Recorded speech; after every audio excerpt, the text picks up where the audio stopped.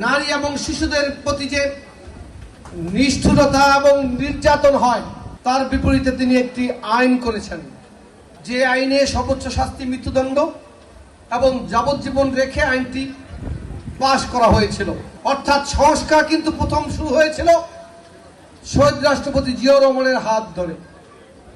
তার ধারাবাহিকতায় দেশনেত্রী বেগম খালেদা জিয়া বাংলাদেশে অনেক সংস্কার করেছেন। আপনারা অনেকেই তা জানেন।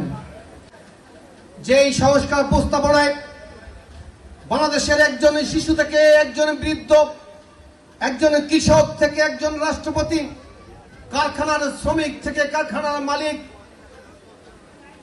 একজন রোগী কিংবা একজন ডাক্তার, আইনজীবী কিংবা প্রকৌশলী, নারী কিংবা পুরুষ, হিন্দু কিংবা মুসলিম, সমতলে বাস করা বাঙালি কিংবা পাহাড়ে বাস করা ক্ষুদ্র নৃতাত্ত্বিক গোষ্ঠী, সকলের অধিকারের কথা বলা রয়েছে এবং সেই অধিকারকে বাস্তবায়ন করার জন্য প্রতিদিন কাজ করে যাচ্ছেন আমাদের নেতা জনাব তারেক রহমান।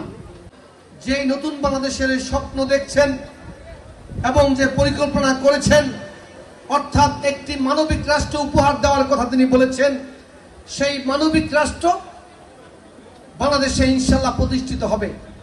যেই বাংলাদেশে বিএনপি পরিবারের প্রতিটি নেতা কর্মী যেমন নিরাপদ থাকবে, অর্থাৎ বিএনপি সরকারের কাছে বিএনপি পরিবারের নেতা কর্মীরা যেমন নিরাপদ থাকবে, একইভাবে এই বাংলাদেশে যারা বিএনপি করবে না, অন্য রাজনৈতিক দল করবে, তারাও সমানভাবে নিরাপদ থাকবে।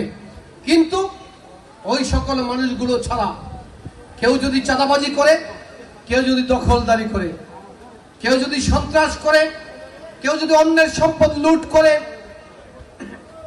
তাহলে তাদেরকে কি আমরা নিরাপদে রাখতে পারবো? তাদেরকে আমরা নিরাপদে রাখতে পারবো না। কেউ যদি মাদক বেচা কিনা করে, তাকে কি আমরা নিরাপদে রাখবো?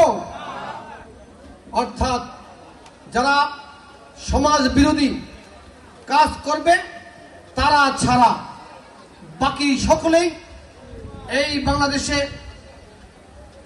এই সরকারের কাছে সমানভাবে নিরাপদ থাকবে।